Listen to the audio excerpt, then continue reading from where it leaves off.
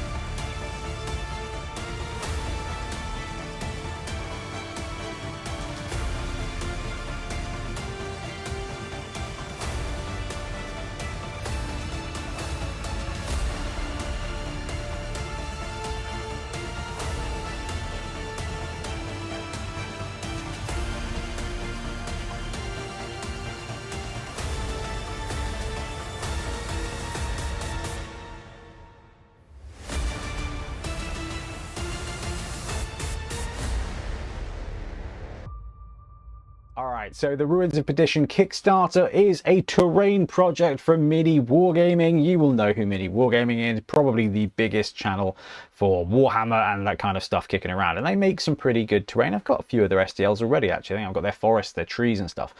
But this is the most recent one, and I tell you what, let's have a quick look at the preview page on Kickstarter because it will explain what this is. So the way it works is you get a whole bunch of STLs. Now this is designed for plastic printing.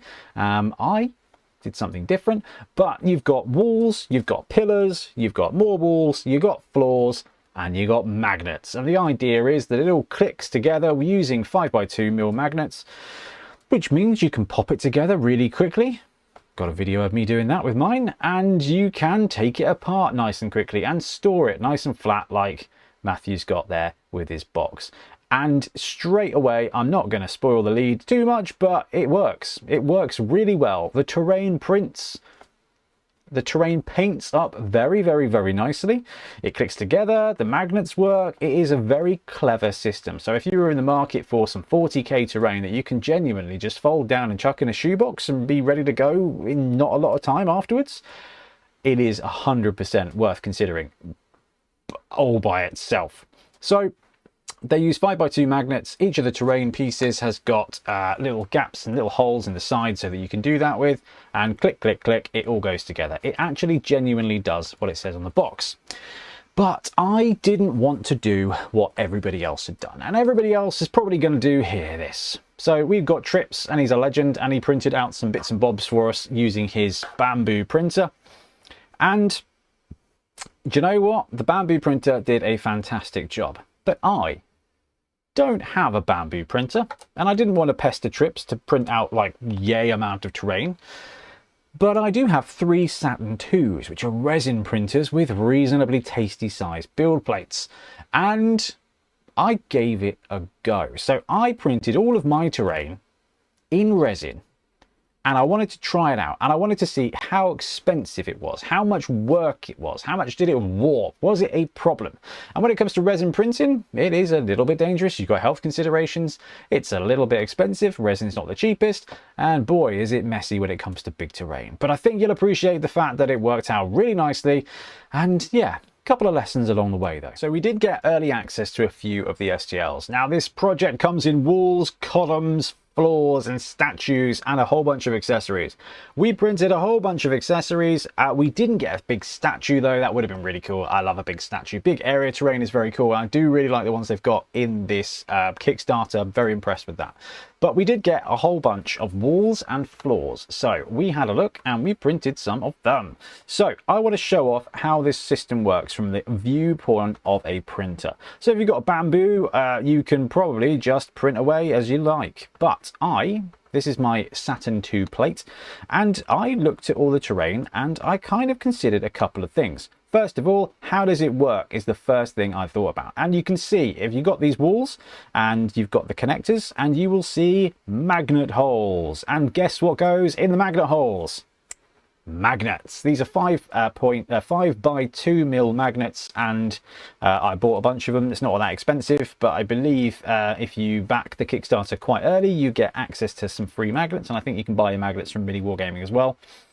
The magnet part is pretty magic. So these files, I had a look at them and I thought, right, for 3D printing, when it comes to resin, when it comes to terrain, you really want to consider hollowing them out. And I gave that a go. I had a look and I tried hollowing them, and do you know what? There's a risk here. So this is my first learn. The first learn about 3D printing resin terrain. Hollowing is brilliant, but if you hollow a resin model, a resin print, and you don't allow access for the resin to leak out, and you don't allow access for yourself to be able to clean in that hole, it becomes a bit of a risk. Now, a sealed resin bubble at some point will crack, and that will be a bad thing. Resin is dangerous. If you get it in your eyes, you're in a lot of trouble. If you get it on your skin, it's going to burn if it's in direct sunlight. So I get a bit nervy when it comes to hollowing out stuff like that if I can't guarantee that I'm going to be able to wash it through. I gave it a go. I gave the hollowed thing, and actually it created pockets because of the shapes, and I wasn't confident that I'd be able to flush it all through and cure it all inside. So actually, when it came to printing this stuff, I didn't do any amendments. The columns, I printed them as they were. The walls, I printed them as they were. And for a big old printer, it wasn't that expensive. I was actually really impressed, and because they're quite heavy, they're quite thick, there wasn't a lot of warping, which is another issue that can happen. So the only thing I did amend is this floor piece, which was a mistake. So I'll show you what I did with mine. Basically, I hollowed it and took the whole bottom off, because I was like, I'm going to be clever here. I'm going to print this in a way that's going to save me resin, and it's not going to matter. It does matter, because the floor is a little bit wibbly wobbly, which is a bit subpar. Now, if I'd printed this just as it was, it would have had more thickness to it, and it would have been brilliant. So that's entirely on me. And the other thing, now this is something that I genuinely did mess up. We're going to talk about magnets. So the way they've constructed this, you've got the 3 magnet holes per wall. If you've got a big wall, it's got more magnets. If you've got a small wall, it's got less magnets, right? That makes a lot of sense. Resin condenses ever so slightly. It contracts. When it's printed, it kind of just shrinks ever so slightly. And you need to be very careful with magnets. I messed this up a treat, which led to my magnets having they protrude a bit, which meant that when it clicks together, the magnets click together nicely and it holds the model together. There is a slim line. That is entirely on me. Resin has shrinkage, and I should have considered that, and I should have re-drilled the magnet holes before I got glue happy and stuck it on. So one big resin learn here is don't forget that resin shrinks, because when it comes to putting magnets and stuff in, you're going to need to address that. But I just straight up printed a few plates of this stuff. In fact, let me quickly open one of my files. All right, so here's part 1, and I printed a couple of different, I think I literally just printed 2 plates of these. So on one plate, I got the floor, which I'll spin around now so you can see the mistake that I made, which was to make it too thin. Resin, if it's too thin, will be a bit janky and could bend. So that, I mean, it saved a bit of resin, not gonna lie, but it was something I probably should have considered doing differently. So there's the floor, which is magic. Now on this print, I got one of the big walls, a 6-inch wall, one of the 8-inch walls, this big sizable things, and I got a couple of the different ruins on there as well. The idea is that you use the solid walls and a floor, and then you put some ruin stuff on top, and the ruins can also be used separately for, well, ruins, which works really nicely. And I believe I was a lazy bear, and I think I just shimmied this 10 degrees to the right, raised it probably 4 mil, yeah, and then whacked on heavy supports using Chitubox auto support. So not only did I not print this resin the way it's not print this terrain that's supposed to be done with plastic, I printed it with resin, and I used Chitubox auto support, and I didn't hollow it and it came out just fine. Now I've got my Saturn 2s dialed in really nicely, and I printed these at 0.05, which I think is the correct scale for printing terrain. Like, I print my models at 0.04, and it's beautiful. Terrain, you can get away with 0.05, and it saves you a bit of time. Now, the way I do these files is I will always have a look and consider how much time it's going to take to do the print and how much money it's going to take. Now, I've got this set at, I think, where's my cost resin? £30 for a kilo, which isn't actually right anymore. It's a lot cheaper than that, but it's probably £15 a bottle for resin at the moment. But I mean, this is another resin thing, is you've got to remember you're going to have wastage as well. So even though you are printing, let's do this right, 050, you're doing the print at, you know, you're printing off whatever you need, you are going to have all the loose resin around the model. You've got the supports, and you're going to have loose resin in between the supports as well. So when you clean up that model, you have to allocate, and you have to think in yourself, right, this is going to take X amount of resin, but then there's also probably a factor of an extra 50% of resin wastage. So when you're thinking about cost, you know, originally I stacked it at £30 a bottle of resin. It's probably 20 quid per bottle of resin now, maybe a little bit cheaper. I don't know, it's me, I buy in bulk because I have a printing problem. But leaving it at £30 is probably about right. Okay, so if we have a look, and I move my little screen across a little bit, we can see that we have got this coming in at £14.26 for this print. Now the time is the most important bit here when it comes to resin, 8 hours 53. Now this is tier 2 box, so 8 hours 53 is not accurate at all. It's going to take you a couple of hours extra. So budget a basically 12-hour print for this, and I printed a couple of different prints like this because I couldn't help myself, and you're looking at about 12 hours. Now I had no problem with this because I prepped a couple of these prints and I filled up the vat and the Saturn 2 and I set it to print, and then the next morning I got up, and by the time I got out there to clean up the prints, they were done. So it's about 15 quid's worth of resin on the really expensive end. I probably used up a bottle for 3 Saturn 2 prints, and if a bottle's 20 quid, that's not bad, and that's all the terrain. So if you think about this, one resin print, you've got a floor, you've got 2 big walls, you've got all the connectors which you're going to need, and you've got the ruin bits to go on top. They are big terrain pieces. So one bottle of resin giving you 2 corner buildings, maybe 3 corner buildings, or 2 corner buildings and a bunch of like barricades and barrels and things like that. That is a mega cheap thing to achieve with resin.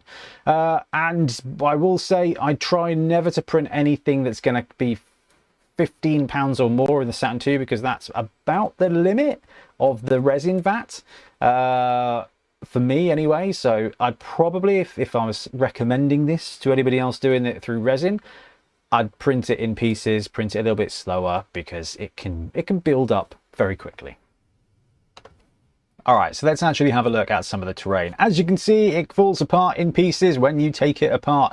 You've got the wall sections with the magnets. You've got the corner sections with even more magnets. Now, you can see here, mine aren't entirely flush, and that is because of resin shrinkage, and I didn't drill them out. But you take 2 walls, you take a connector, you plug it all together, you take a floor piece, you plop it in the slots, and the building is ready to go, just like that. Now you've got the main pieces, and you've got some cool ruin pieces as well, which you can use to go on top. Now I glued my ruin pieces together just to save myself the hassle of fixing the magnets where I hadn't drilled the holes out because I used resin and it shrunk.